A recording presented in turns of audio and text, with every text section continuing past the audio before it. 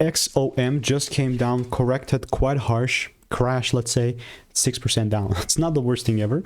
Context, I've done well over 39,000 videos, spent 5 figures on courses and mentors for the last 5 years, every single day documenting these types of videos. More proof than anyone else in the game with 39,000 videos.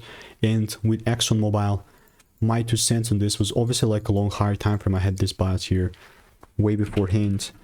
What's crazy is that we're actually coming down and hitting some lows. This is tough, right? Like you can see it was 106.53 cents, 13th of January. And it was quite a beautiful runner. Came down, freaking like ruined everything, to be completely honest. Still looking for longs, but never got the confirmation, which is solid. I mean, just never took no trades. And all I'm waiting is a shift.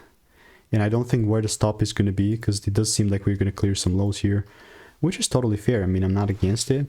I'm just going to like let the price do its thing and maybe then be bullish. So I'm going to continue to keep you updated. If you want to stay tuned regarding XOM, and if you want to make more money trading in a simple and lean way, click the first link in the description. It's free newsletter.